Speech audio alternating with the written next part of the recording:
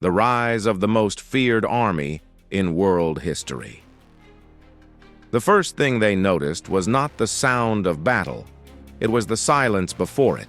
A city that had stood for generations, protected by walls no army had ever breached, suddenly felt different. The air was heavier, the streets were quieter, and beyond the horizon, something was moving, not slowly, not hesitantly, but with purpose.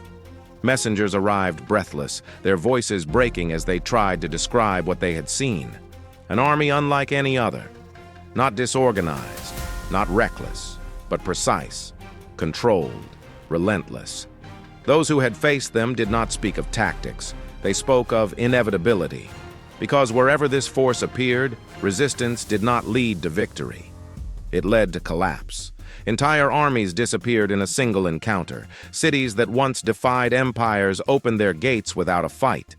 And the most terrifying part was not how they fought. It was how quickly the world realized it could not stop them.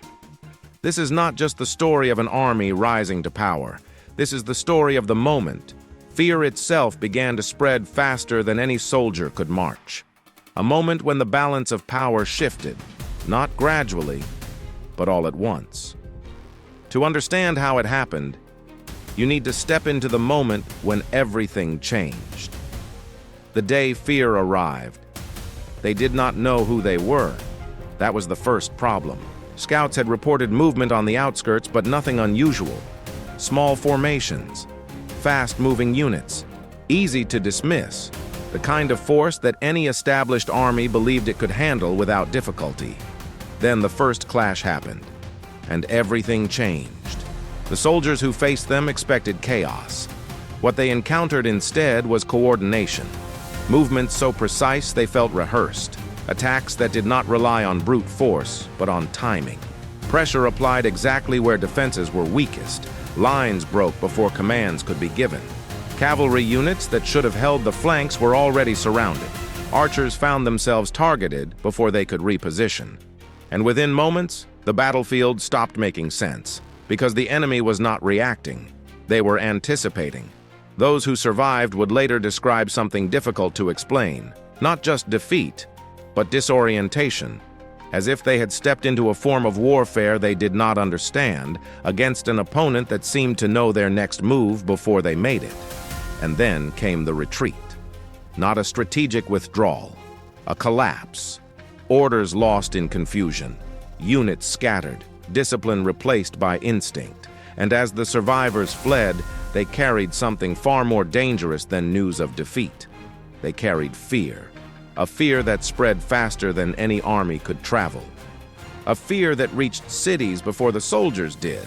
A fear that changed decisions before the next battle even began. Because now, a new question was forming. Not how to defeat this army, but whether it was even possible. Before they existed, before this army appeared, the world felt ordered, predictable. Empires stood with the confidence of permanence. Borders were not just lines on a map, they were statements of power. Kings ruled with the certainty that their armies, trained in the traditions of centuries, could face any threat that emerged. War had rules. Battles were fought in formations that generals understood. Infantry held the line. Cavalry struck at the flanks. Archers weakened the enemy before the final advance. Victory belonged to those who followed these principles with discipline and precision. And for generations, it worked. Armies grew larger. Armor became stronger. Fortifications rose higher. Cities transformed into symbols of invincibility, surrounded by walls that had repelled every siege, defended by soldiers who believed nothing could break them. There was a rhythm to conflict, a familiarity. Even defeat had a structure. It could be studied, learned from, corrected. No loss ever suggested that the entire system itself was flawed. That was the illusion. Because what made this world feel secure was not its strength, it was its consistency.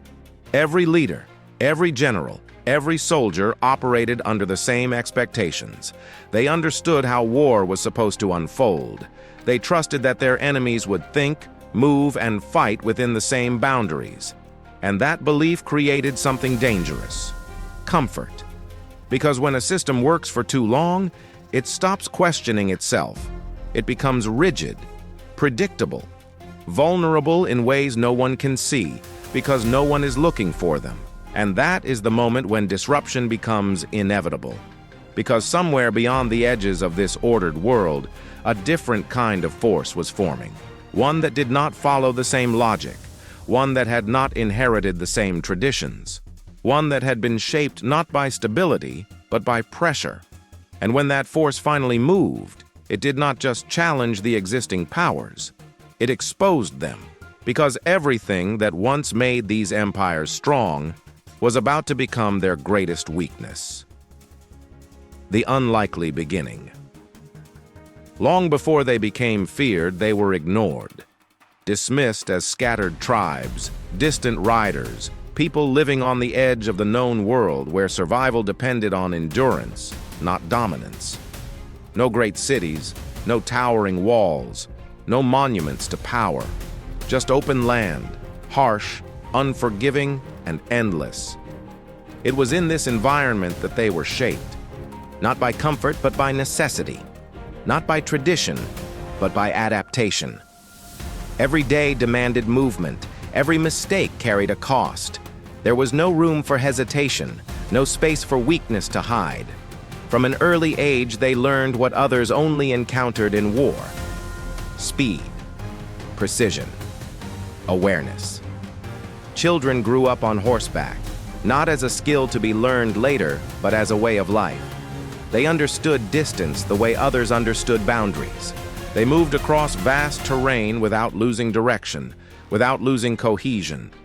And most importantly, they learned to think differently, because they were not bound by the systems that defined the great empires.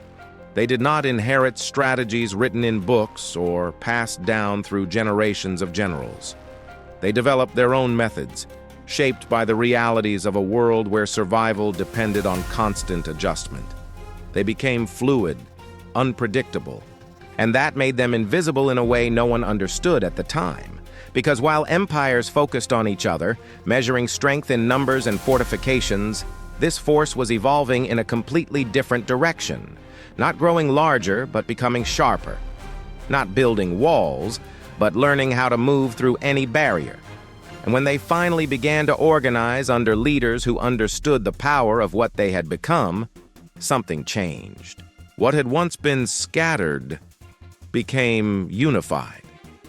What had once been survival became strategy.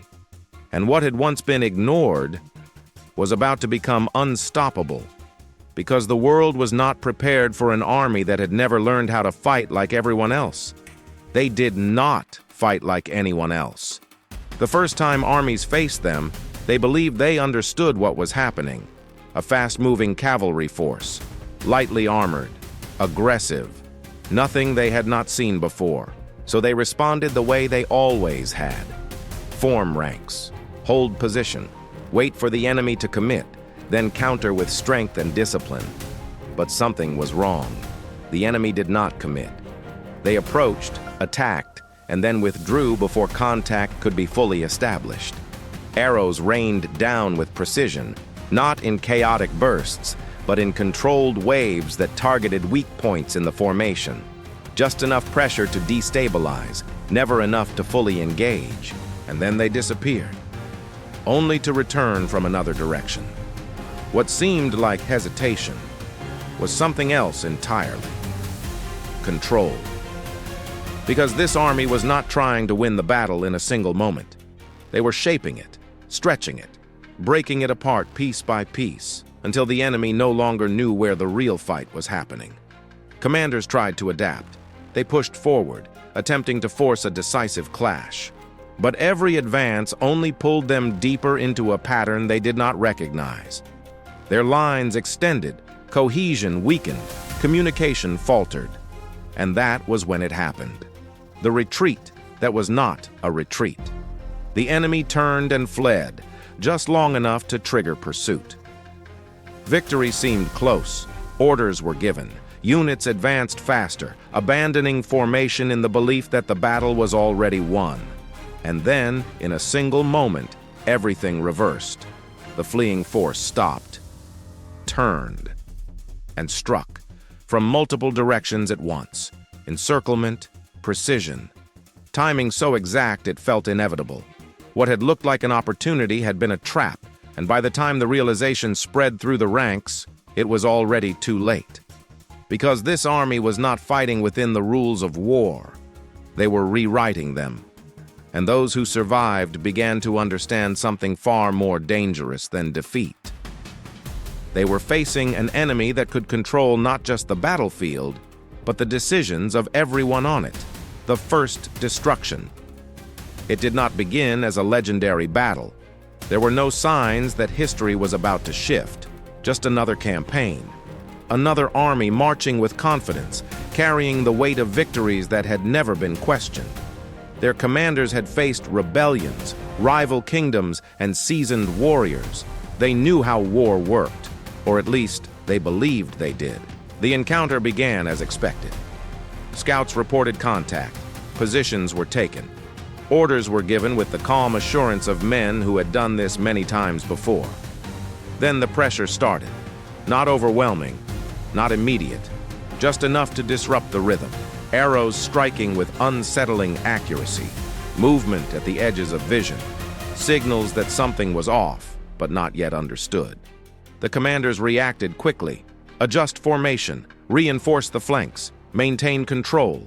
For a moment it seemed to work, and then everything accelerated. The enemy closed distance with impossible speed. Units that had appeared scattered suddenly moved as one. Gaps formed where there should have been none. Communication broke down at the exact moment it was needed most. What followed was not a battle. It was a collapse unfolding in real time. Lines shattered, orders lost meaning. Soldiers found themselves isolated, surrounded, overwhelmed before they could even process what was happening. The structure of the army, the very thing that had always guaranteed stability, became its greatest weakness. Because once it broke, there was nothing to hold. And those who tried to regroup found no center, no direction, no command to follow. By the time the dust settled, the result was undeniable. An army that had never been defeated was gone, not weakened, not pushed back, destroyed. And what remained was not just the silence of the battlefield. It was the story. Survivors carried it with them. Messengers spread it across regions that had never heard of this force before. Not as a warning, but as something far more powerful. Proof. Proof that this army could not just win, it could erase. And from that moment on, every future battle would begin long before the armies ever met. Because now, the fear was real, and it was already spreading. Fear spreads faster than the army. The army moved quickly, but fear moved faster. Long before their banners appeared on the horizon, stories had already arrived. Not detailed reports, not strategic analyses. Stories shaped by survivors who struggled to explain what they had witnessed. Armies disappearing without resistance, commanders losing control within moments, battles that ended before they truly began. And with each retelling, something changed. The facts remained, but the feeling grew stronger. Because fear does not need precision, it needs impact. Cities that had once prepared for sieges began to question whether resistance was worth the cost. Leaders who had spent their lives building power suddenly faced a different kind of decision. Not how to win, but whether to fight at all. And that is where the true shift happened. Because this army was no longer just a military force. It had become an idea, an expectation of defeat. Envoys arrived offering terms, and for the first time, those terms were accepted without negotiation. Gates opened not under pressure, but in anticipation. Entire regions chose surrender over confrontation, not because they lacked strength, but because they had lost confidence in it. The battlefield was no longer the only place where victory was decided. It was happening in the minds of those who had not yet fought. And that gave this army something no empire had ever fully achieved. Control before contact. Because when an enemy enters a battle already convinced of defeat, the outcome is no longer uncertain. It is inevitable. And as this belief spread, it began to reshape the world around it. Alliances weakened. Defenses hesitated. Decisions slowed at the exact moment speed was needed most. Because fear does not just weaken armies, it paralyzes them. And now, this force was not just conquering land, it was conquering expectation, which leads to a deeper realization. This was not chaos, it was design. The machine of war. What looked like chaos from a distance was, in reality, precision. Every movement had purpose. Every decision followed a structure that outsiders could not immediately see. This was not a force driven by impulse or brute aggression. It was a system, and that system was designed to adapt. At its core was organization, but not the rigid kind that defined traditional armies. There were no fixed lines that could not bend, no formations that had to be preserved at all costs. Instead, units operated with a level of autonomy that allowed them to respond instantly to changing conditions. They did not wait for orders. They understood intent. Commanders did not need to control every action. They shaped the direction, and the army adjusted in motion. Communication was constant, fast, and efficient. Signals carried across distances with clarity. Every unit knew where to be, when to move, and how to react. This created something rare: speed without confusion. While other armies struggled to maintain cohesion as battles evolved, this force became more effective the longer the fight continued. Disorder did not weaken them, it strengthened them, because they were built to function inside it. And then there was discipline, not enforced through fear of punishment, but through shared understanding. Every soldier knew their role within the system. Every action contributed to a larger design. There was no hesitation, no need to question decisions in the moment. Because the structure held, even under pressure. Logistics followed the same philosophy. Movement was not limited by supply chains in the traditional sense. They carried what they needed, lived off the land when necessary, and maintained a pace that others could not sustain. They were not tied down. They were fluid. And that fluidity made them unpredictable in ways that conventional armies could not counter. By the time an enemy understood what was happening, the situation had already changed. Because this was not just an army, it was a machine, a system of movement, communication, and execution so refined that it could operate under conditions that would break any other force. And that is what made them truly dangerous. Not just their strength, but their consistency.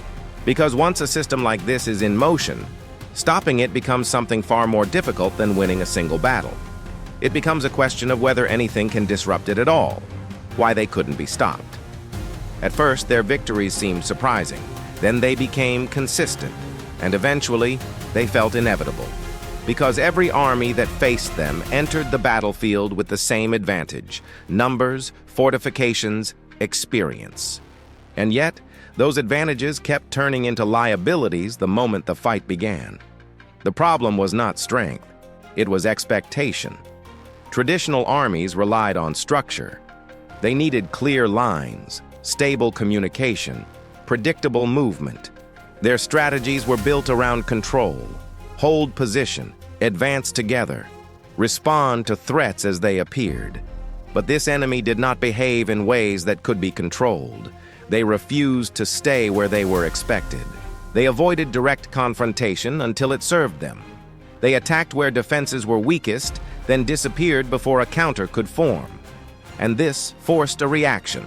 Commanders tried to adapt, but adaptation takes time. Orders must be given, understood, executed. And in that time, the situation had already changed again. Speed became the deciding factor. Not just physical speed, but decision speed. This army did not react. They anticipated. They forced their enemies into choices that all led to the same outcome. Advance too quickly, and formations broke. Hold position too long, and pressure mounted from all sides. Attempt to retreat, and the pursuit began before the movement was complete. Every option became a trap. And as this pattern repeated, something deeper started to happen. Confidence collapsed. Because defeat was no longer a possibility, it was becoming a pattern. And patterns create certainty. Soldiers began to expect the same outcome before the battle even started. Commanders hesitated, not because they lacked skill, but because every decision carried the weight of previous failures. And hesitation, against an enemy that never hesitated, was fatal. This is why they could not be stopped. Not because they were invincible, but because they controlled the conditions of every encounter. They dictated the pace. They shaped the decisions. They turned strength into weakness and preparation into vulnerability. And once that level of control is established, resistance becomes something else entirely. Not a challenge, but a delay. The world starts to break. At first, it was one defeat, then another. Then entire regions began to disappear from the map of certainty. What had once been stable started to fracture. Borders that had held for generations no longer meant protection. Cities that had stood as symbols of power became symbols of something else: vulnerability. Because this was no longer a series of isolated battles. It was a chain reaction. Empires that had never needed to question their dominance suddenly faced something they could not predict, could not contain, and could not negotiate with in the ways they were used to. Their systems, built for stability, began to fail under pressure. And when one part collapsed, others followed. Alliances weakened, not because loyalty disappeared, but because confidence did. Leaders began to doubt not only their own strength, but the strength of those they depended on. Support became uncertain, decisions became slower, and in that hesitation, opportunities opened. This army did not just defeat opponents, it exploited transitions, moments when power shifted, when communication broke, when fear replaced clarity. It moved into those gaps with precision, expanding not just through force but through timing. And the effect was cumulative. Each victory made the next one easier. Each collapse made resistance less likely. Because the world was not just losing battles, it was losing its structure. Trade routes were disrupted. Political authority weakened.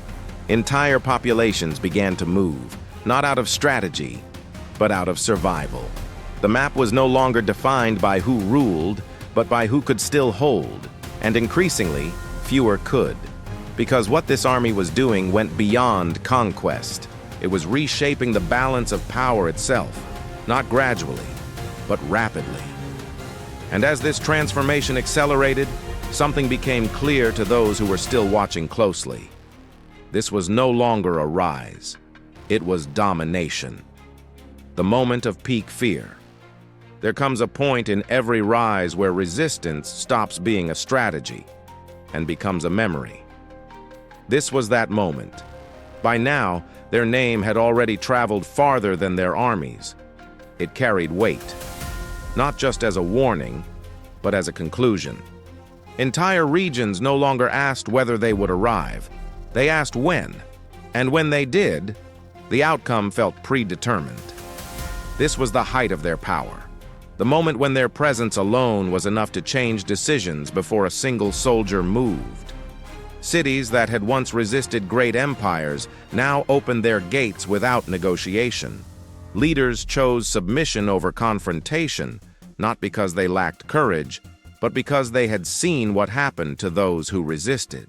And there was no uncertainty left, because at this stage, defeat was not just likely, it was expected.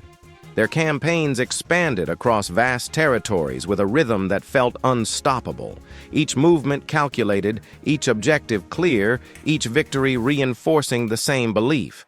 Nothing could stop them, and that belief became their greatest weapon. Because once an enemy accepts that outcome, the battle is already over. This is what defined their peak, not just the scale of their expansion, but the total control of perception. They had reached a point where their enemies were no longer reacting to what they did. They were reacting to what they believed would happen. And belief is far more powerful than reality, because it removes the need to prove anything. At this moment, they did not need to demonstrate strength. The world had already accepted it. And when power reaches that level, it creates something dangerous. Not just dominance, but overextension. Because the same force that drives unstoppable expansion also begins to stretch the system that sustains it. And that is where the first real limits begin to appear. Not in the enemy, but within, the beginning of the end. For the first time, something changed. Not in the world around them, within the system itself. Expansion had brought power, but it had also created distance. Territories stretched farther than before. Communication took longer. Coordination became more complex. The same speed that once defined them now had to operate across a scale that tested its limits. And small cracks began to appear. At first, they were subtle. Delays in response, misalignment between units, decisions that arrived just moments too late. Nothing catastrophic, nothing that could be seen as a turning point, but enough to be noticed. Because a system built on precision cannot afford even minor disruptions. At the same time, resistance began to change. Not stronger in numbers, not more advanced in weapons, but more aware. Opponents who had once faced them without understanding were now studying their patterns, learning from defeat, adjusting their strategies not to match them, but to disrupt them. Instead of reacting, they began to anticipate, and that shifted the balance. Because for the first time, this army was no longer controlling every variable. The battlefield, once shaped entirely by their decisions, started to become unpredictable again. And unpredictability cuts both ways. Internal pressures grew alongside external challenges. Leadership had to manage not just expansion, but stability. Resources had to be distributed across distances that stretched the limits of efficiency. Loyalty, once unified by momentum, began to face the weight of time and strain. This was not collapse, not yet. But it was the beginning of something new. The realization that even the most powerful force is still bound by the same reality it once seemed to dominate. Because no system, no matter how refined, can expand indefinitely without consequence. And once those consequences begin to surface, the question changes. Not whether they can continue to win, but whether they can continue to sustain what they have already built. Legacy of fear. When their expansion slowed, the world did not return to what it had been. It could not. Because what they had changed was not only territory, but understanding. Before them, war followed patterns that felt stable. Armies moved in ways that could be predicted. Power was measured in size, in fortifications, in visible strength. Victory depended on holding ground, on maintaining structure, on resisting pressure. After them, those ideas no longer felt secure, because they had revealed something deeper. That speed could defeat size. That adaptability could dismantle tradition.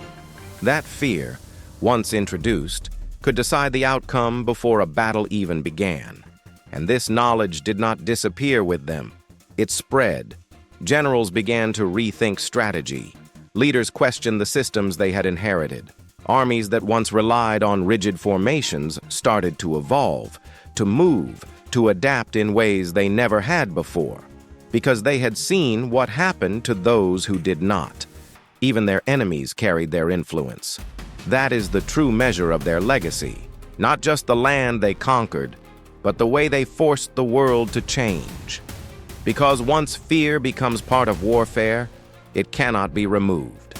It becomes a factor in every decision, every plan, every movement. And long after their campaigns ended, that presence remained, not visible, but undeniable. A reminder that power is not only about force, it is about perception. It is about control. It is about the ability to shape what others believe will happen next. And that kind of power does not fade easily. It leaves an imprint. one that continues to influence the way history unfolds, even when the army that created it is no longer there. The final question. History remembers victories. It records territories taken, armies defeated, empires reshaped, but it rarely captures something more difficult to measure: the moment when belief changes, because that is what this army truly achieved. Not just dominance on the battlefield, but a transformation in how power was understood.